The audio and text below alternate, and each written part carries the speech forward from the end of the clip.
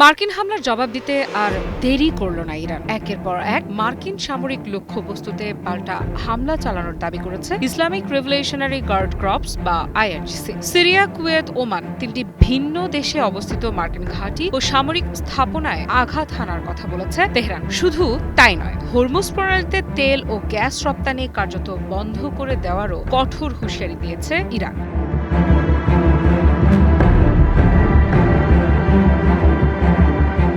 আইআরজিসির দাবি, সম্প্রতি মার্কিন বিমান হামলায় ইরানের দক্ষিণ পূর্বাঞ্চলের বামপুরে সেনাবাহিনীর ৩৮৮তম ব্রিগেডের ৭ সদস্য নিহত হওয়ার পরই শুরু হয় এই প্রতিশোধমূলক অভিযান। ইরানের ভাষ্য অনুযায়ী এটি ছিল সুপরিকল্পিত এবং একযোগে পরিচালিত একাধিক সামরিক অভিযান, যার লক্ষ্য ছিল অঞ্চলে অবস্থানরত মার্কিন বাহিনীর গুরুত্বপূর্ণ অবকাঠামো।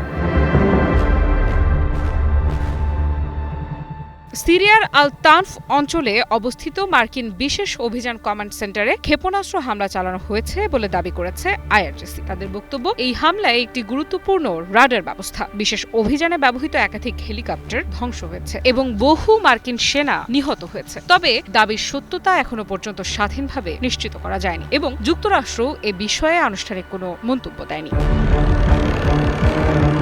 একই সময়ে কুয়েতেও বড় ধরনের হামলার দাবি করেছে ইরান। আইআরজিসির ভাষ্য মতে, সেখানে মার্কিন অস্ত্রের গুদাম, ক্ষেপণাস্ত্র প্রতিরক্ষা নজরদারি রাডার এবং দুটি হাইমার্স রকেট লঞ্চার লক্ষ্য করে হামলা চালানো হয়। ইরানের দাবি, হামলার পর মার্কিন ঘাঁটিতে বড় ধরনের অগ্নিকাণ্ডের ঘটনা ঘটে। শুধু কুয়েত নয়, ওমানেও মার্কিন নজরদারি সক্ষমতার উপর আঘাত হানার দাবি করেছে তেহরান। আইআরজিসি বলছে, সালমাহ মালভূমিতে অবস্থিত একটি নৌবাহিনীর নজরদারি রাডার এবং ঘানাম এলাকায় থাকা একটি বিমান নজরদারি রাডার সম্পূর্ণ ধ্বংস করা হয়েছে। এর মাধ্যমে যুক্তরাষ্ট্রের আকাশ ও সমুদ্রপথে নজরদারি সক্ষমতায় বড় ধাক্কা দেওয়া হয়েছে বলেও দাবি তাদের।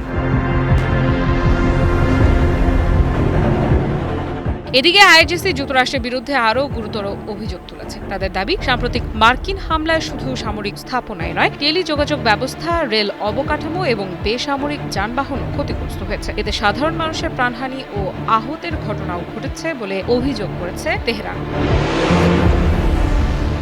সবচেয়ে গুরুত্বপূর্ণ বার্তা এসেছে হরমুজ প্রণালী নিয়ে। আইআরজিসি বলছে, এই গুরুত্বপূর্ণ জলপথের পূর্ণ নিয়ন্ত্রণ এখন তাদের হাতে রয়েছে। যতদিন পর্যন্ত যুক্তরাষ্ট্র তার সামরিক অভিযান বন্ধ না করবে, ততদিন অঞ্চল থেকে এক ফোঁটা তেল বা গ্যাসও রপ্তানি হতে দেওয়া হবে না। এমন ঘোষণা আন্তর্জাতিক জ্বালানি বাজারে নতুন করে উদ্বেগ তৈরি করতে পারে।